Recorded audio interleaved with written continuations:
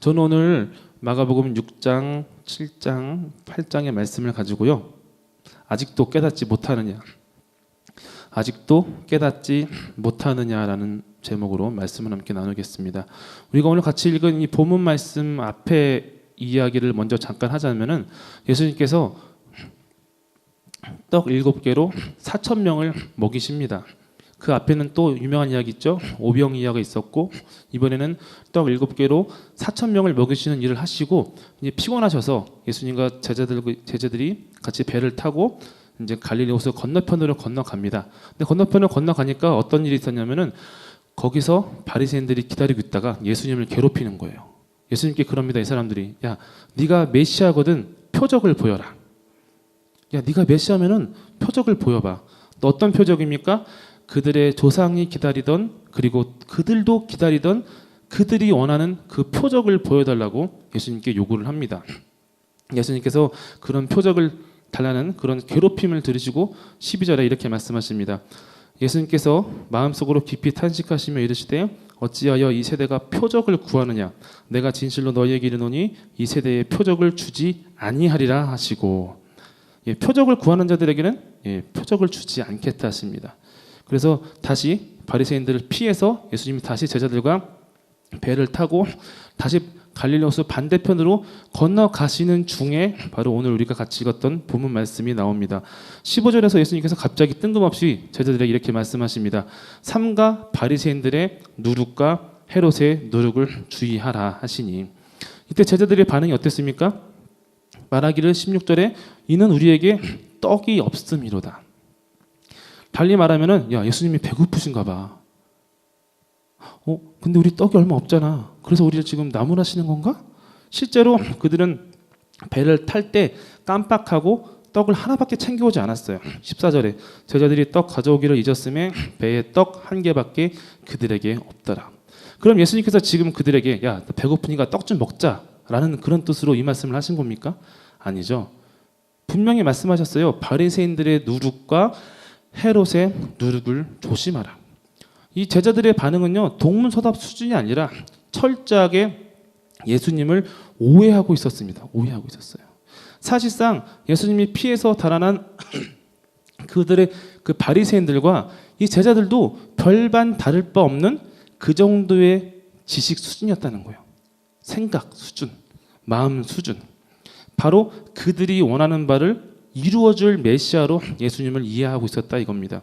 마가복음 6장 54절에 55절에 배에서 내리니 사람들이 곧 예수신 줄을 알고 그 온 지방으로 달려 돌아다니며 예수께서 어디 계시다는 말을 듣고 듣는 대로 병든 자를 침상째로 메고 나오니, 병든 사람에게는 병을 고쳐주는 메시아, 그리고 로마 식민 치하에서 독립을 꿈꾸는 자들에게는 혁명가 메시아, 그리고 떡이 없어 배고픈 자들에게는 떡을 주는 메시아. 이것이 바로 그 당시에 바리새인들이나 서기관들이나 아니면 예수님의 제자들도 별반 다를 바 없이 예수님을 바라보고 이해하고 있었던 그런 인식이었다 이겁니다. 이런 것에 대해서 예수님께서 이제 책망을 하십니다. 오늘 본문 17절부터 21절까지. 예수께서 아시고 이르시되 너희가 어찌 떡이 없음으로 수군거리느냐? 아직도 알지 못하며 깨닫지 못하느냐? 너희 마음이 둔하냐? 너희가 눈이 있어도 보지 못하며 귀가 있어도 듣지 못하느냐? 또 기억하지 못하느냐? 내가 떡 5개를 5,000명에게 떼어줄 때 조각 몇 바구니를 거두었더냐? 이르되 12린이다. 또 7개를 4,000명에게 떼어줄 때 조각 몇 광주리를 거두었더냐? 이르되 7인이다. 이르시되 아직도 깨닫지 못하느냐 하시니라. 이 말씀이 성경에 기록됐으니까 되게 거룩한 표현으로 됐지만 실상은 그거예요. 야, 너는 왜 이렇게 멍청해? 야, 니네 눈하고 귀는 폼으로 달고 다니는 거야? 내가 떡 5개로 또 떡 7개로 사람들을 먹일 때 너네 거기 같이 있었잖아. 어디 간 거 아니잖아. 같이 보고 너네도 먹고 같이 있었잖아. 근데 왜 이래? 왜 이렇게 깨닫지 못하는 거야? 예수님께서 책망을 하신다 이겁니다, 여러분. 여러분, 사람이 깨닫는 게 없으면은 어떻게 되냐면은 마음이 둔해집니다. 그리고 마음이 둔해지면 어떻게 됩니까? 눈앞에서 하나님이 막 일을 행하셔도 어떻게 돼요? 알아보지 못하고 또 깨닫지 못하고 도리어 두려워한다 이겁니다. 마가복음 6장 50절부터 52절에 이렇게 말합니다. 그들이 다 예수를 보고 놀람이라. 이 예수께서 그들에게 말씀하여 이르시되 안심하라 내니 두려워하지 말라 하시고 배에 올라 그들에게 가시니 바람이 그치는지라. 제자들이 마음에 심히 놀라니 이는 그들이 그 떡 떼시던 일을 깨닫지 못하고 도리어 그 마음이 둔하여졌음이로라.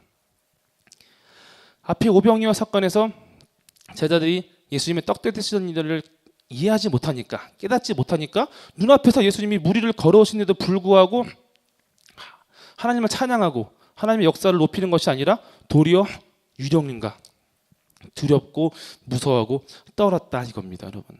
그럼 도대체 사람들이 예수님을 오해하는 것은 무엇이며 누룩은 무엇인가? 여러분, 누룩이 무엇입니까? 누룩이 뭐죠? 누룩은 밀가루 반죽을 이렇게 부풀게 하는 거죠, 그죠? 맞죠? 맞나요? 우리 빵집 아가씨가 계셔서 예. 밀가루를 부풀게 해요. 예, 밀가루에 누룩을 넣으면은 누룩에 있는 미생물들이 밀가루에 있는 당을 먹죠, 그죠? 먹고 미생물들이 방구를 껴요. 그러면은 밀가루가 이렇게 부풀어 올라요. 그게 누룩의 역할이에요. 다시 말해서 겉으로는 되게 풍성하고 되게 커지는 것 같지만 실상 그 안은 뻥뻥뻥뻥 구멍 뚫린 비어버린 것 같처럼 되는 것이 바로 누룩이다 이거예요. 그래서 예수님께서 바리새인들을 비난하실 때 뭐라냐면은 너희 회칠한 무덤아, 겉으로는 번지를 하지만 속은 텅텅 볐다 이거예요. 그러면 바리새인과 헤롯의 누룩이 무엇이냐? 겉에만 신경 쓰고 다시 말해 이 세상에만 일에만 신경 쓰고 그 속에는 텅텅 비게 하는 가르침이나 또는 그런 모델이라 이겁니다. 마가복음 7장 6절부터 이렇게 말합니다. 이르시되 이사야가 너희 외식하는 자에 대하여 잘 예언하였도다. 기록하였으되 이 백성이 입술로는 나를 공경하되 마음은 내게서 멀도다. 사람의 계명으로 교훈을 삼아 가르치니 나를 헛되이 예배하는도다 하였느니라. 너희가 하나님의 계명은 버리고 사람의 전통을 지키느니라. 또 이르시되 너희가 너희 전통을 지키려고 하나님의 계명을 잘 저버리는도다. 사람들 앞에서 인정받을 만한 종교적인 행동은 되게 열심히 하는 거예요. 율법도 잘 지켜요. 정결례도 잘 지켜요. 투철해요. 밥 먹기 전에 꼭 손 씻고 외출하면 꼭 발 닦고 샤워하고 되게 투철합니다. 또 제사도 빠짐없이 다 나가서 드려요. 예루살렘 성전에 가서. 그러나 정작 그들 안에는 무엇이 없어요? 하나님을 기쁘시게 하는 것이 하나도 없었다 이겁니다. 왜? 사람의 전통을 따르다 보니까. 여러분께 한번 질문을 한번 던져보고 싶습니다. 여러분은 매주마다 이렇게 나와서 예배 드리는데 여러분이 드리는 이 예배가 헌신이라고 생각하십니까? 혹시? 예, 퀴즈 아닙니다. 여러분이 드리는 이 주일 예배가 헌신입니까? 맞습니까? 이 황금 같은 주말에 나가서 놀러 다닐 수도 있는데 데이트할 수 있는데도 불구하고 여러분이 그 귀한 시간을 쪼개서 하나님께 지금 헌신하고 있는 것입니까? 아닙니다. 그만해 주세요. 예, 그렇습니까?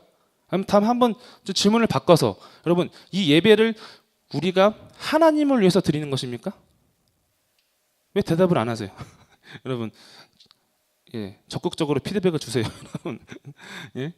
여러분 이 예배를 우리가 하나님을 위해서 드리는 것입니까? 예? 아멘입니까? 그렇습니까? 그럼 다시 묻겠습니다.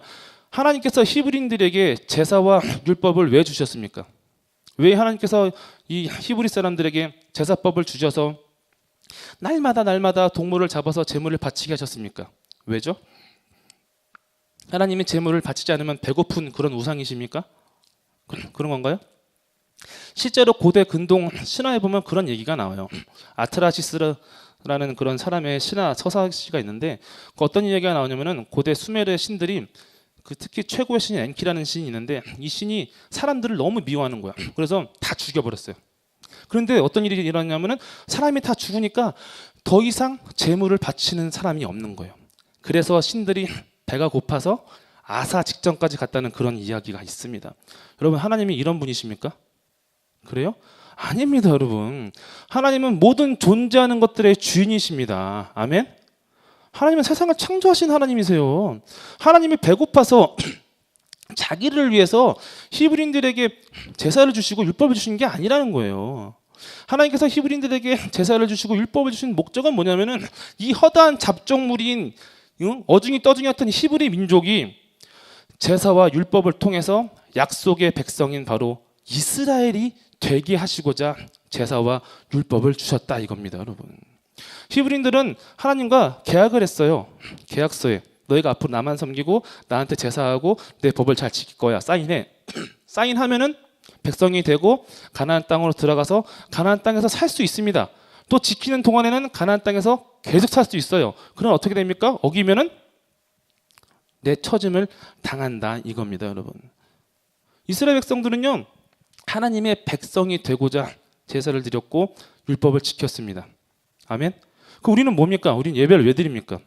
여러분, 우리 예배는요, 우리가 하나님께서 우리를 위해서 열어주신 천국 잔치입니다. 아멘. 우리가 하나님을 바라보고 하나님만 의지하는 것이 하나님을 기쁘게 하고 또한 그것이 궁극적으로 하나님을 위한다고 할 수 있겠지만, 그러나 하나님께서 우리에게 예배를 주신 가장 궁극적인 목적은 여기 나온 여러분들이 일주일간 여러분 마음대로 살다가 방황하다가 좌로나 우로나 치우치다가 그리스도의 길에서 십자가의 길에서 멀어졌을 때 다시 와서 예배드리고 함께 예배드리는 믿음의 형제와 자매들을 보면서 믿음의 도전을 받고 다시 말씀을 먹고 다시 그리스도의 십자가의 길로 돌아오게 하기 위해서 예배를 허락하셨다 이겁니다, 여러분. 여러분이 예배를 드릴 수 있는 가장 큰 원인이 뭡니까? 바로 예수님입니다. 예수님.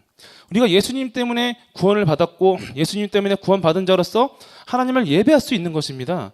그래서 우리가 예배드릴 때 다시 예수님의 길로 돌아온다 이겁니다, 여러분. 그리고 그 예수님의 길에서 우리가 헌신하는 것, 우리가 그리스도인으로서 살아가는 그런 삶의 그런 낮아짐이나 자기 부인, 헌신들이 또한 하나님이 받으시는 참 예배가 된다 이겁니다. 마태복음 25장 40절에 이렇게 말합니다. 임금이 대답하여 이르시되 내가 진실로 너희에게 이르노니 너희가 여기 내 형제 중에 지극히 작은 자 하나에게 한 것이 곧 내게 한 것이니라 하시고, 여러분, 이것이 바로 우리가 하나님의 뜻에 헌신하는 것이고 이것이 바로 영과 진리가 충만하고도 진정한 참된 예배라 이겁니다, 여러분. 맨날 그러죠. 영과 진리가 충만해야 된다, 예배가. 주의 성령과 진리가 충만해야 된다. 도대체 그게 어떤 예배인가? 요한복음 4장 19절부터 24절 같이 읽겠습니다. 시작.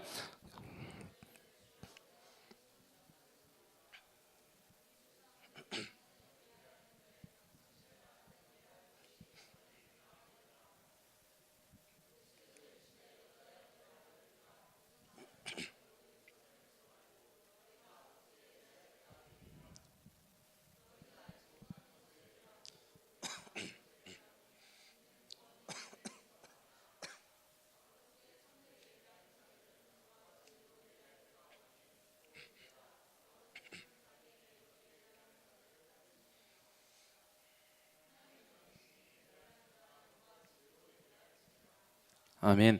참된 예배는요, 언제 어디서 어떻게 드리는 종교적인 의식이 있는 게 아닙니다, 여러분. 참된 예배는 어디 있습니까? 여러분의 삶에 있습니다. 이 산에서 드리고 저 산에서 드리고 저 교회에서 드리고 저 교회에서 이 교회에서 드리는 예배가 참된 예배가 아니라 여러분이 여러분의 삶에서 드리는 예배가 어떤 예배다? 영과 진리가 충만한 예배라 이겁니다. 여러분이 오늘 주일의 예배에서 이 예배에서 나와서 주의 성령으로 충만하여지고 주의 진리의 말씀으로 충만하여져서 돌아가서 한 주간의 삶에서 여러분이 선택하고 생각하고 나가는 발걸음이 예수님처럼 갈 수 있도록 하는 것이 바로 성령과 진리가 충만한 예배다 이겁니다, 여러분. 아멘. 여러분, 이것을 위해서 오늘 예배를 드리는 거예요, 여러분. 여러분, 이것을 위해서 예수님께서 이 땅에 오셔서 우리를 구원해 주셨고 우리가 정말 곁길로 빠질 수도 있고 방황할 수도 있는 우리 인생이 주님의 인도하심과 그런 견인을 받아서 생명의 길로 그럼에도 불구하고 나아가고 있는 것이다 이겁니다, 여러분. 여러분, 깨달으시길 바랍니다. 여러분, 것이 중요한 게 아니에요. 종교 의식이 중요한 게 아니에요. 그럼 우리가 뭐 주일날 예배 안 드립니까? 아닙니다. 예수님 분명히 말씀하셨어요. 이것도 중요하고 저것도 중요하다는 거예요. 여러분이 주일날 매주마다 빠지지 않고 예배 드릴지라도 한 주간의 삶이 여러분이 전혀 그리스도를 위해서 헌신함이 없고 그리스도를 위해서 여러분의 인생을 내어 던짐이 없으면은 아무것도 아니라는 거예요. 또 반대로 여러분이 한 주간의 삶에서 정말 그리스도의 모습을 닮아가는 어떤 헌신적인 삶을 살지라도 여러분이 공동체에서 함께 드리는 예배가 없다면 그것도 아무것도 아니라는 거예요. 여러분, 깨달으시길 바랍니다. 여러분 안에서 하나님이 받으시는 참된 예배가 나타나길 바랍니다. 이 중요한 사실을 깨닫지 못하면요, 사람들은 헷갈리기 시작해요. 한번 묻겠습니다. 여러분, 부모님께 효도하는 게 옳습니까? 아니면 불효가 옳습니까? 당연히 효도가 옳은 거예요. 부모님을 잘 공경하는 게 옳습니다.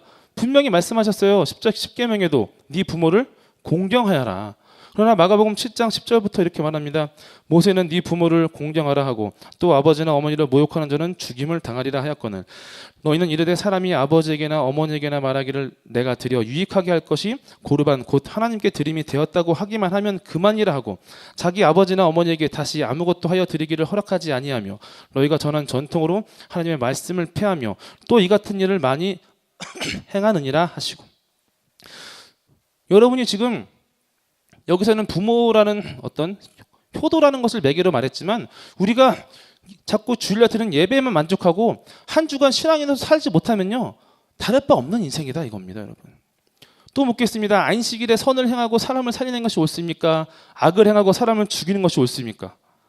당연히 선을 행하고 사람을 살리는 것이 옳다 이겁니다. 왜? 안식일은 사람을 위해서 하나님께서 허락하신 것이다 이겁니다. 여러분, 우리 삶에서 참 예배가 참 평안이 무엇인지 좀 생각하시길 바랍니다. 그리고 깨달으시길 바랍니다. 여러분, 이건 우리 책임이에요. 여러분, 저뿐만이 아니라 여러분의 책임입니다. 여러분, 여러분의 삶의 자리에서 내가 오늘 아침에 눈 떴을 때 내가 오늘 어떻게 해야 주님을 따라 살 수 있고 내가 오늘 어떻게 해야 내 안에서 좀 더 예수님의 형상이 나타날 수 있는가 생각하고 기도하고 하나님께 깨달음을 받지 않는다면은 우리 인생은요, 바리새인들의 인생과 다를 바 없는 하나님께 책망받는 인생으로 떨어질 수밖에 없다 이겁니다. 여러분, 이 책임을 회피하지 마시길 바랍니다. 아멘. 여러분, 이 책임을 감당할 때에 성령께서 도와주십니다. 성령은 어떤 영이십니까? 우리가 예수님처럼 살 수 있도록 도와주시는 분이 바로 성령이시다 이겁니다. 백날 성령대망에서 성령 달라고 기도하면 무엇합니까? 돌아서서 집에 돌아가면 똑같은다면 아무 의미 없다 이겁니다. 여러분, 주일날 와서 예배 드리고 함께 공동체 모임을 가지고 은혜를 받았다고 하더라도 여러분이 돌아가서 여러분 삶의 자리에서 전혀 믿음이 나타나는 결단이나 그런 삶의 흔적이 나타나지 않는다면은 이 예배가 도대체 무슨 의미가 있느냐 이겁니다. 여러분, 하나님은요, 겉과 속이 다른 사람을 굉장히 싫어하십니다. 여러분, 그거 분명히 아셔야 됩니다. 한번 보겠습니다. 마태복음 23장, 좀 말씀이 많습니다. 마태복음 23장 13절 띄워주세요. 네, 제가 읽겠습니다. 화 있을진저 외식하는 서기관들과 바리새인들이여, 너희는 천국문을 사람들 앞에서 닫고 너희도 들어가지 않고 들어가려 하는 자도 들어가지 못하게 하는도다. 여기서 외식하는 것이 뭐냐면 겉과 속이 다른 겁니다. 15절 화 있을진저 외식하는 서기관들과 바리새인들이여, 너희는 교인 한 사람을 얻기 위하여 바다와 육지를 두루 다니다가 생기면 너희보다 배나 더 지옥 자식이 되게 하는도다. 16절 화 있을진저 눈먼 지도자여, 너희가 말하되 누구든지 성전으로 맹세하면 아무 일 없거니와 성전의 금으로 맹세하면 지키지라 하는도다. 23절 화 있을진저 외식하는 서기관들과 바리새인들이여, 너희가 박하와 회양과 근체의 12조는 들이되 율법에 더 중한 바 정의와 긍휼과 믿음은 버렸도다. 그러나 이것도 행하고 저것도 버리지 말아야 할지니라. 25절 화 있을진저 외식하는 서기관들과 바리새인들이여, 잔과 대접의 겉은 깨끗이 하되 그 안에는 탐욕과 방탕으로 가득하게 하는도다. 27절 화 있을진저 외식하는 서기관들과 바리새인들이여, 회칠한 무덤 같으니 겉으로는 아름답게 보이나 그 안에는 죽은 사람의 뼈와 그 모든 더러운 것이 가득하도다. 29절 31절 화 있을진저 외식하는 서기관들과 바리새인들이여, 너희는 서기관 선지자들의 무덤을 만들고 의인들의 비석을 꾸미며 이르되 만일 우리가 조상 때 있었다면 우리는 그들이 선지자의 피를 흘리는데 참여하지 아니하였으리라 하니 그러면 너희가 선지자를 죽인 자의 자손임을 스스로 증명함이로다. 여러분, 이 말씀이 예수님께서 그 당시에 바리새인이나 아니면 유대인들에게만 하셨던 말씀이라고 생각하십니까? 아닙니다. 여러분, 지금 우리도 만약에 우리가 우리의 삶에서 자꾸 우리가 세상 삶에 우리의 마음이 치중돼서 쏠려서 신앙이 우리의 삶에서 나타나게 하는 것을 여러분이 거절하고 회피하고 막는다면, 삶과 믿음을 분리하게 된다면은 여기와 다를 바 없는 이런 예수님의 책망을 들을 수밖에 없는 인생이 될 수밖에 없다 이겁니다. 여러분, 이것이 책임을 회피한 자가 듣는 책망이다 이겁니다, 여러분. 이거는 저 같은 사람, 사역자 당연히 포함됩니다. 저는 여러분이 겉과 속이 다르지 않은 예수님을 따르는 여러분의 믿음이 여러분의 삶에서 역사하는 그런 믿음의 인생으로 이끌어야 될 그런 책임이 있는 사람입니다. 그러나 저 개인 스스로도 하나님 앞에서 겉과 속이 다르지 않는 삶을 살기 위해서 발버둥치고 책임을 직면해야 되는 그런 인생이다 이겁니다, 여러분. 여러분 청년선교 여러분 깨달으시길 바랍니다. 아멘. 참된 예배는요 이런 형식이 있는 것이 아닙니다. 물론 형식 참 예배입니다. 그러나 하나님께서 정말 여러분에게 원하시는 예배, 여러분 이미 다 주일날 예배 나오잖아요. 그러나 여러분에게 필요한 것이 한 가지 더 있다면 그것이 바로 우리의 인생이다 이겁니다, 여러분. 여러분의 삶이다 이겁니다. 사람이 떡으로만 삽니까? 아닙니다. 말씀으로 삽니다. 우리가 떡을 먹으면 이 세상이 살겠지만 말씀을 먹으면 어떻게 됩니까? 우리의 생명이 살아납니다. 우리가 떡을 취하면 어떻게 됩니까? 이 세상은 살겠지만 우리 생명은 죽을 것이고, 그러나 우리가 말씀을 선택하면 어떻게 됩니까? 우리 안에 있는 생명이 살아난다 이겁니다, 여러분. 그러면 하나님은 우리가 굶주리길 원하십니까? 우리가 목마르고 헐벗기를 원하십니까? 아닙니다, 여러분. 예수님은 분명히 말씀하셨어요. 마태복음 6장 31절에 그러므로 염려하여 이르기를 무엇을 먹을까, 무엇을 마실까, 무엇을 입을까 하지 말라. 이는 다 이방인들이 구하는 것이라. 너희 하늘 아버지께서 이 모든 것이 너희에게 있어야 할 줄을 아시느니라. 미국의 신약학자 중에 오브라이언이라는 신학자가 있는데 이 사람이 이런 말을 했습니다. 탐심은 하나님을 아는 지식이 없다는 것을 스스로 증명하는 것이다 라고 얘기했습니다. 다시 말해서 우리가 탐욕을 부린다면 뭡니까? 하나님을 믿지 않고 있다는 것을 내 스스로 보여주는 것밖에 안 된다는 거예요, 여러분. 하나님을 믿으시길 바랍니다. 하나님은 여러분을 먹이시고 마시게 하시기를 원하십니다. 누가복음 12장 15절에 이렇게 말합니다. 그들에게 이르시되 삼가 모든 탐심을 물리치라. 사람의 생명이 그 소유에 넉넉한 데 있지 아니하니라 하시고. 여러분 말씀이 아니라 떡을 취하고, 또 여러분이 기도할 때 여러분 우리가 왜 기도합니까? 여러분 우리가 기도하는 목적은 딱 하나입니다. 예수님을 닮는 것입니다. 근데 여러분이 기도할 때 예수님을 닮아야 되는 그 중요한 책임을 외면하고 자꾸 뒤로 밀어놓고 자꾸 먹고 마시고 입을 것을 구한다면 이방인과 우리가 다를 바가 무엇이 있습니까? 여러분 스스로가 하나님 앞에서 나는 믿음이 없다는 것을 보여주는 것밖에 안 된다 이겁니다, 여러분. 하나님은 우리가 굶주리길 원치 않으십니다. 먹고 마시고 입히시길 원하십니다. 그러나 그것이 하나님께서 그 손의 역사에 여러분이 믿음으로 맡겨 드려야 되는 것이지, 여러분이 그것을 위해서 말씀을 버리고 떡을 취하게 된다면 어떻게 됩니까? 믿음을 잃어버리게 된다 이겁니다. 로마서 1장 28절 29절 이렇게 말합니다. 또한 그들이 마음에 하나님 두기를 싫어하며 하나님께서 그들을 그 상실한 마음대로 내버려 두사 합당하지 못한 일을 하게 하셨으니 곧 모든 불의, 추악, 탐욕, 악의가 가득한 자요, 시기, 살인, 분쟁, 사기, 악독이 가득한 자요, 수군수군하는 자요. 여러분 안에 하나님이 계십니까? 여러분의 성령이 계십니까? 그럼 믿으시길 바랍니다, 여러분. 믿지 못하면요, 그 믿지 못하는 것 때문에 울면서 기도하세요. 배고프다고 울지 말고 내가 믿지 못하는 것을 위해서 애통하며 기도하시길 바랍니다. 자족하시길 바랍니다, 여러분.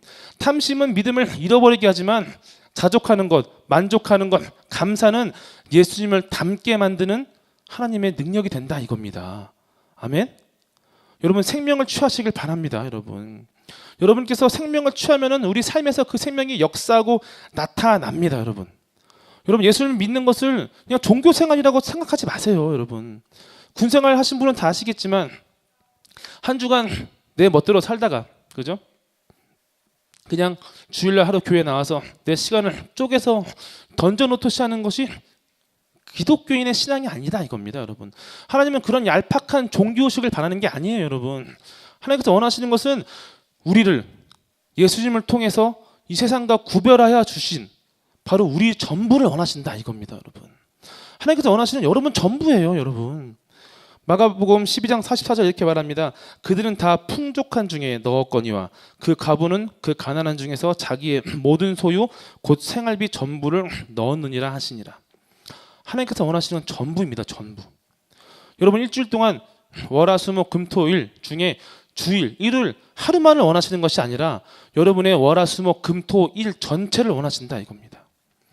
여러분의 믿음이 여러분의 삶 가운데서 나타나게 하시기를 바랍니다. 아멘. 여러분 말씀을 마무리하겠습니다.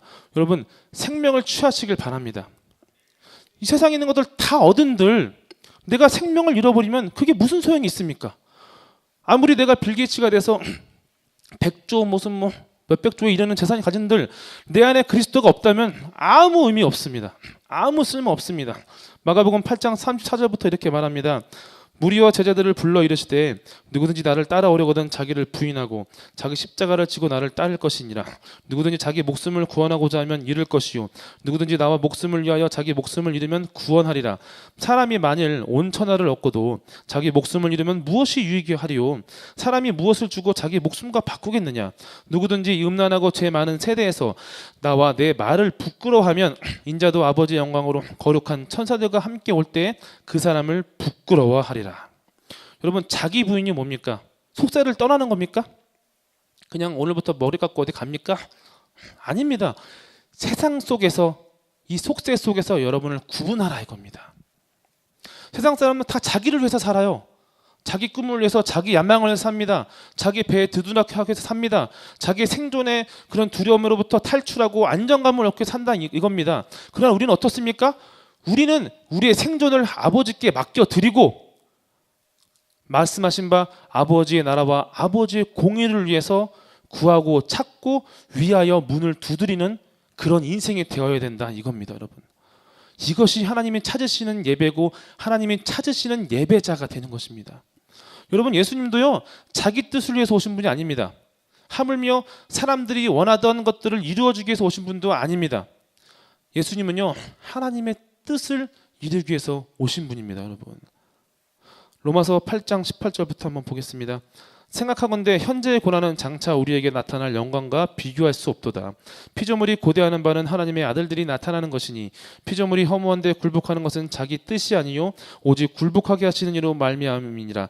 그 바라는 것은 피조물도 썩어짐의 종노릇한 데서 해방되어 하나님의 자녀들의 영광의 자유에 이르는 것이니라. 피조물이 다 이제까지 함께 탄식하며 함께 고통을 겪고 있는 것을 우리가 아느니라. 그뿐 아니라 또한 우리 곧 성령의 처음 익은 열매를 받은 우리까지도 속으로 탄식하여 양자 될 것 곧 우리 몸의 속량을 기다리느니라.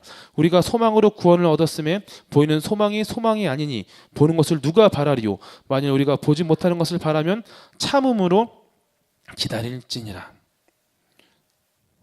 여러분 신앙인은요 눈에 보이는 것을 쫓아다니는 사람이 아닙니다. 내 배를 채워줄 것을 위해서 사는 사람이 아닙니다.